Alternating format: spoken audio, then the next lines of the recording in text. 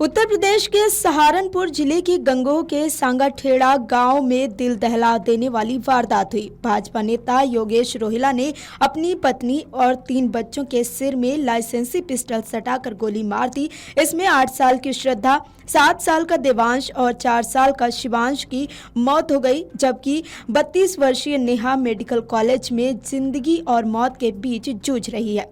योगेश ने खुद फोन करके पुलिस को वारदात की सूचना दी। पुलिस ने घर पहुंचकर उसे गिरफ्तार कर लिया। अभी तक जांच में सामने आया है कि आरोपी को अपनी पत्नी के चरित्र पर शक था, जिसके चलते इस जघन्य अपराध को अंजाम दिया। योगेश रोहिला भाजपा में जिला कार्य समिति का सदस्य है। दोपहर करीब 1:30 बजे योगेश बाहर से आया और घर में जाकर कमरे का दरवाजा बंद कर लिया।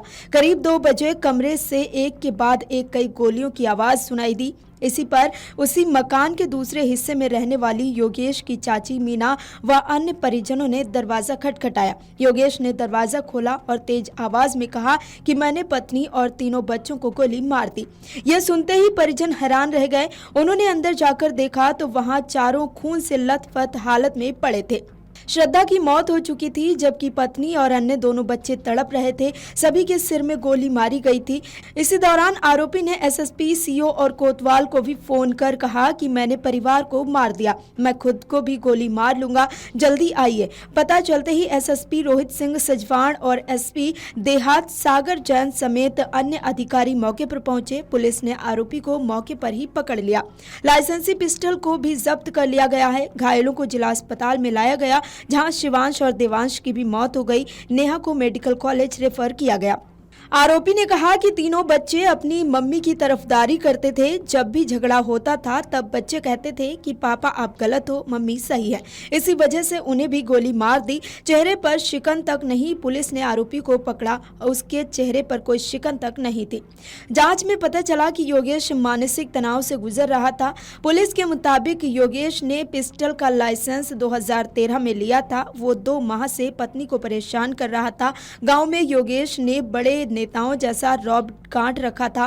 वो भाजयुमो जिला उपाध्यक्ष रह चुका है। उसे कई बार पार्टी से निष्कासित भी किया गया। पुलिस पूछताछ में हत्यारोपी योगेश ने बताया कि उसे छोटे बेटे शिवांश को लेकर भी शक था कि वो उसका नहीं है, इसलिए वो डीएनए जांच कराना चाहता था। इसे लेकर भी कई बार पत्नी के साथ बहस हुई। आरोपी ने यह भी बताया कि उसे डर था कि पत्नी उसे जहर देकर मार सकती है, इसलिए उसने पहले ही ये कदम उठा लिया। हालांकि पत्नी और 3 बच्चों को गोली मारने के बाद हत्यारोपी योगेश के चेहरे पर किसी तरह की शिकन नहीं थी। चेहरा देखकर ऐसा लग रहा था कि उसने कुछ किया ही नहीं। जब पुलिस उसे गिरफ्तार कर थाने लेकर पहुंची तब वो जाकर गुमसुम बैठ गया। पुलिस कर्मियों से बोला कि गलत हो गया। देर रात तक पुलिस जांच में सामने आया कि आरोपी ने अपनी पत्नी नेहा के सिर में ऊपर की तरफ से गोली मारी थी, जो उसके कान के पास से निकल गई। आशंका है कि गोली उस समय मारी गई जब पत्नी नीचे बैठी और आरोपी खड़ा हो। यह भी आशंका जताई जा रही है कि नेहा आरोपी के पैर पकड़कर गुहार लगा रही हो और तभी आरोपी ने गोली मार दी। हालांकि इस बिंदु पर पुलिस जांच कर रही है। इसके अलावा तीनों बच्चों को कनपट्टी पर गोली मारी गई। ये भी सामने आया है कि आरोपी ने पत्नी और दोनों बेटों को बाहर के कमरे में गोली मारी और बेटी दूसरे कमरे की चौखट के पास पड़ी हुई थी। कैराना निवासी रजनीश की तहर पर गंगोह पुलिस ने हत्यारोपी जीजा योगेश के खिलाफ केस दर्ज कर लिया है। भाई रजनीश का कहना है कि जीजा ने मेरी बहन के सिर में गोली मारी है, इसके साथ ही बहन के बच्चों को भी गोली मारी और मौत के घाट उतार दिया। रजनीश ने पुलिस से सख्त कार्रवाई की मांग की। तीनों बच्चों का देर शाम तक पोस्टमार्टम नहीं हुआ था। शवों को मोर्चरी में रखने के बाद पुलिस ने पोस्टमार्टम की तैयारी की। पता लगने पर परिजन जिला अस्पताल व पोस्टमार्टम हाउस पहुंचे। पत्नी नेहा की हालत गंभीर बनी हुई है, जिसे चंडीगढ़ रेफर किया गया है। Video desk अमरउजाला.com।